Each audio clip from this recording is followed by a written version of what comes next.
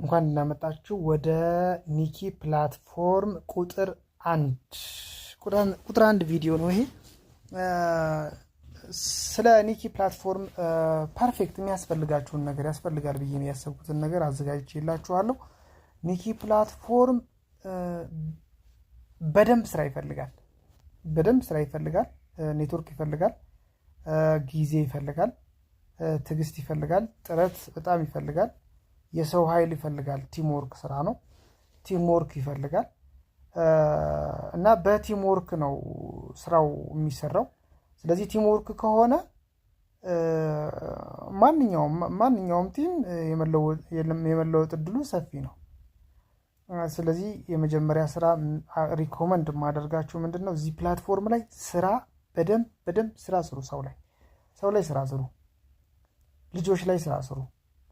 ስለዚህ አሁን እያንዳንዱን እዚህ ላይ በቁጥር 1 በቁጥር 2 በቁጥር 3 4 5 6 እያደረኩኝ እያንዳንዱን እንዳይሰለቻችሁ አጠር እያደረኩኝ ስለ ኒኪ ፕላትፎርም በተቻለ መጠን የአምስት ደቂቃ ለማድረግ ነው የምሞክረው።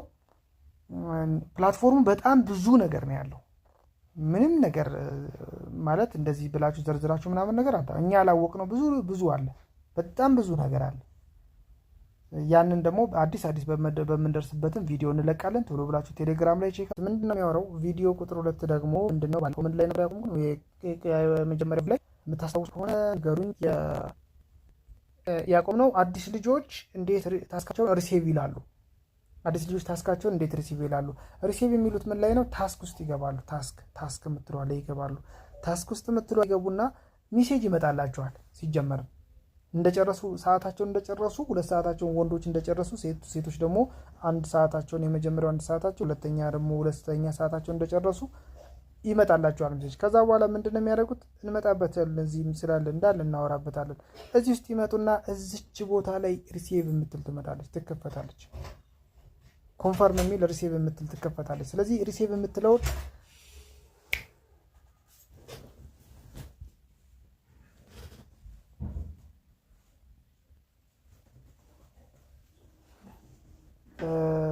ይቅርታ ኮንፈርም የሚል ሪሲቭ የሚለውን ይቀበሉታል። ኮንፈርም ይሉታል። ስለዚህ ኮንፈርም ካሉት በኋላ ይወስዳሉ።